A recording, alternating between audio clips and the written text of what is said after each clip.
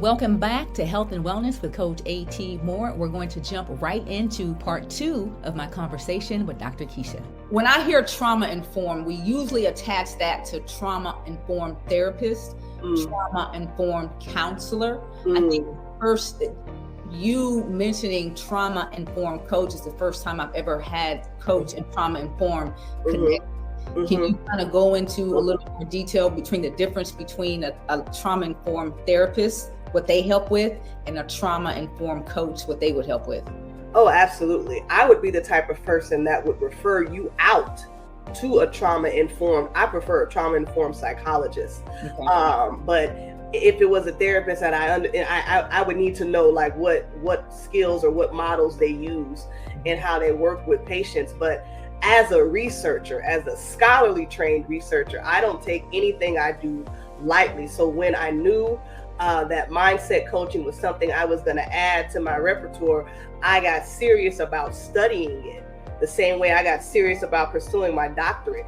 And in the process of getting my coaching certification and realizing what it was that I wanted to go deeper into, I started taking on clients and, like really working on this. And as I continued to see how deep the web of trauma was showing up in these high level people that I was dealing with, I realized, okay, I need to understand at what point to refer them out. And so I went and got my certification in mental health first aid. But then I started going deeper into learning about other models of psychology and tools that help process trauma in the body that aligned with the way I was coaching and the way that I am coaching. So like a lot of what I am interested in is polyvagal theory, looking at EMDR and that nature. And so when I say a trauma-informed coach, when you work with me, you're working with someone who is trained to coach you forward. But when I'm working with you, I have also trained my ear to be sensitive to when the trauma is so deep that we need to refer you out. And I've had some sessions like that where I'm like, I can't work with you at this point because I need to refer you out to a psychologist or a therapist who does EMDR. That's my favorite model because it lines up with the way in which I coach. And then once you've healed from these things, continue the journey. That is the difference of a trauma-informed coach like myself who is serious about this work. And you're right, there is a mind-body connection. We always talk about, everything speaks. We always talk about how body language speaks outwardly, but our body also has a language that speaks to us internally. Yes. We have to be able to understand, what does that feeling, what does that sensation, what is it communicating to us internally, because we can dismiss it, and the older that I get, I am taking that pause to be like, okay, I heard this, now my body feels this. I'm feeling it in different places. That's somatic, right? That's somatic. Yes. So and it's very interesting at this age that I'm aware of it, because it's been speaking all my life. But we weren't trained to recognize it or hear it. No, not at all. And so we look at it as a headache, or, I'm coming down with the flu, or all these different things that your body's speaking to you. So as a global educator, and you work with educators, and you're trained to pick up on mindset statements. How do you think a teacher's mindset affects the way they teach? The most common way it shows up is in their patients. Say more. Yeah. So if a teacher's mindset is weighed down by a lot of things, like what we've been seeing, they're overworked, they're overextended because so many people are quitting, they're having to do far more with far less, then their patience in the moment, the way they feel about themselves, a lot of the conflict, the conflicting emotions they're battling about. I really love what I do, but I hate the environment that I'm in, or I'm tired of this, all of these things. And then if you bring in the heaviest one that I commonly come across is the guilt. you carry by what this is costing your home life. For teachers who are also parents, they're not spending time with their children because they're trying to get caught up with everything they need to do at work. And that juxtaposition is difficult. Right.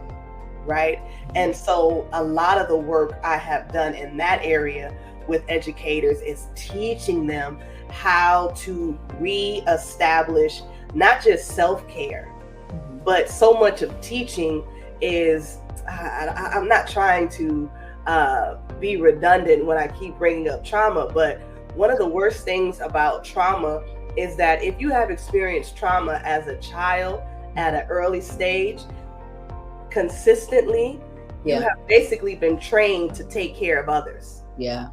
At the cost of yourself. That's a very, very heavy thing. But what the other side of that coin is that a lot of people who experience trauma as a child grow up and go into service industries, such as social work, such as education, such as, all of the industries where you are celebrated, care and looking after others. Absolutely.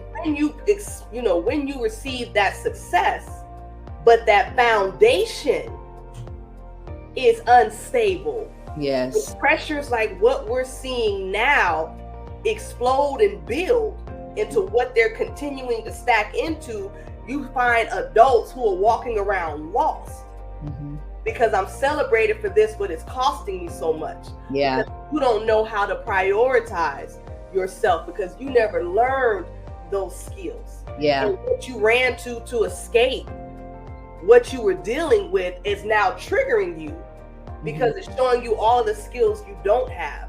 And so on the consulting side, a lot of the classes that I've taught, a lot of the keynotes I have given have been around reestablishing self-care, dismantling the lie that self-care is selfish, and removing yourself from the expectation that if I take care of me, it's not taking care of you. Yeah, absolutely. I love how you talked about how people that serve from a need to be needed, how that is rooted in some unmet needs as a child. And we don't really, we celebrate that, but sometimes we don't dig a little bit deeper to figure out the root cause because the work has never been done to really unpack why we feel like we need to serve outside of our capacity. Another mindset that I see sometimes with educators, I think I experienced it firsthand from being an aunt. My sister is an educator, she's a principal. She had a son and he struggled at first learning to read.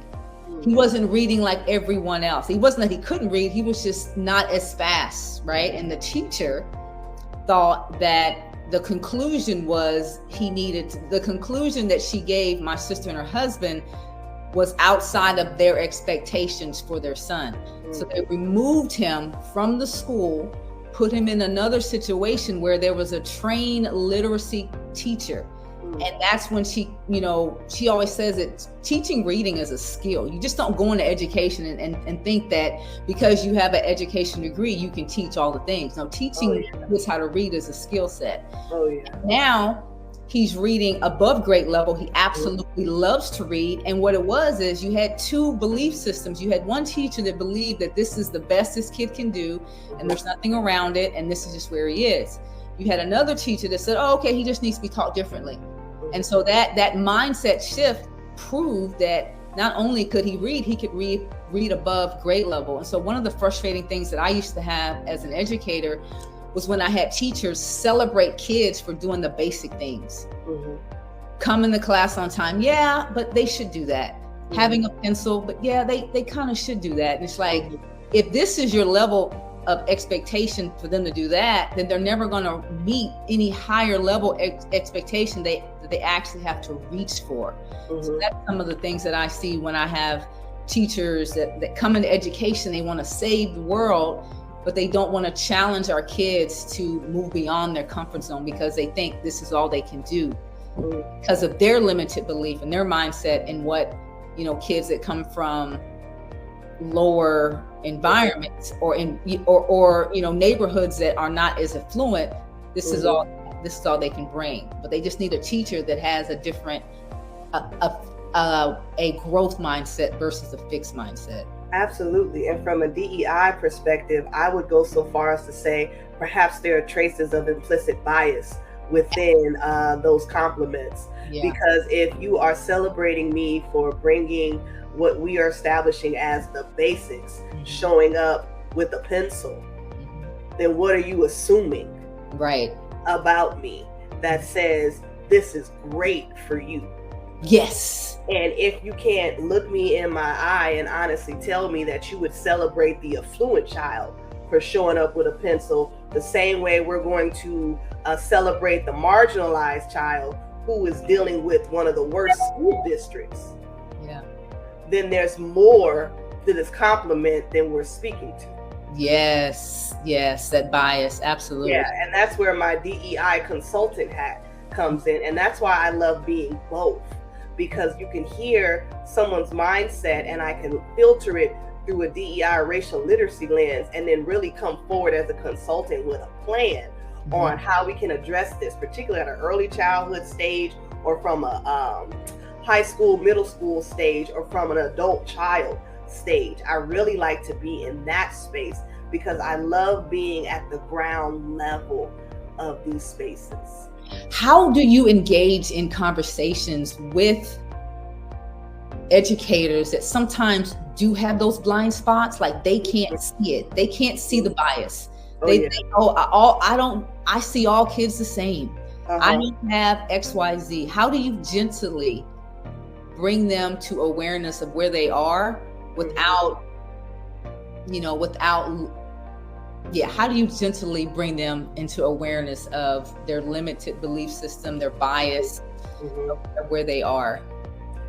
What is that conversation like? Strategically and through relationship. So I'm going to be 100% transparent in saying if this is someone that I know personally versus someone that I'm in a keynote or I'm in I've been hired and brought in to do something, I typically, if it is, and I've been in these spaces, I had one.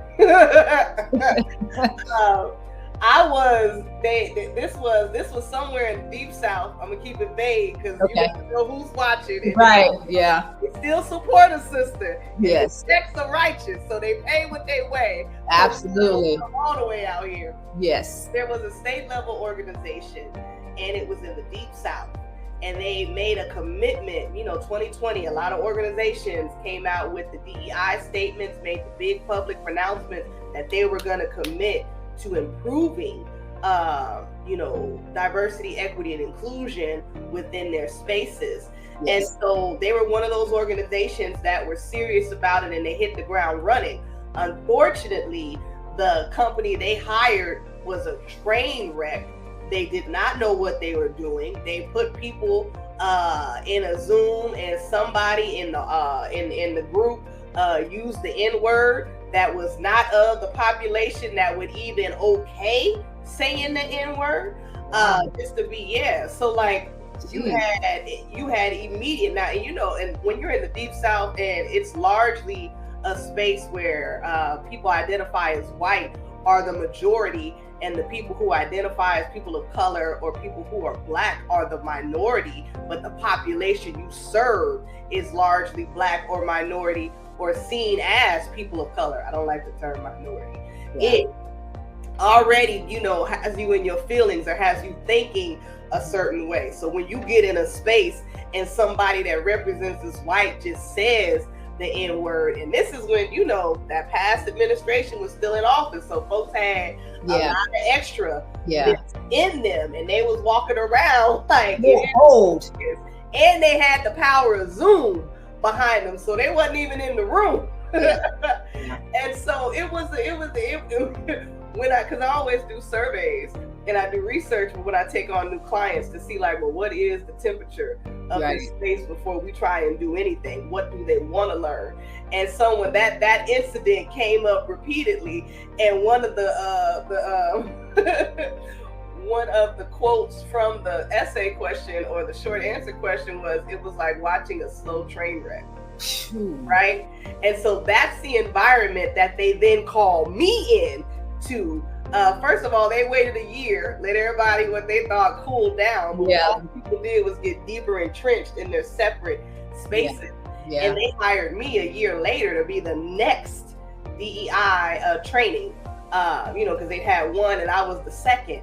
And in that space where I knew there were clear hostilities, I used the power of a children's book and I taught a curriculum from that around when we are faced with difficult things, who shows up. And I used Corey Dorfield's book, The Rabbit Listened. And then I turned it into an amazing group session, so much so that they have hired me consistently every year since. Wow. So that's how I approach it at a, level where it's state level or it's professional. Now, when it's personal, I want to build a relationship with this person if there's somebody I am honestly interested in. It is a question, do I want to see you be better? It is my choice. I can let you wallow in your stupidity. That's not my job. I don't believe in getting stressed for free.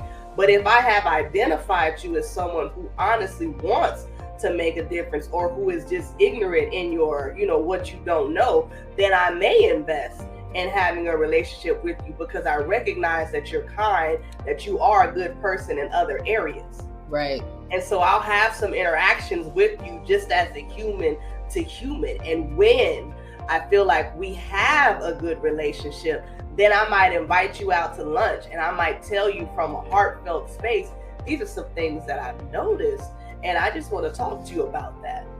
Yeah. Right? But that's an investment, and that's not work I'm suggesting everybody do, because it is not your responsibility to bring everybody into awareness.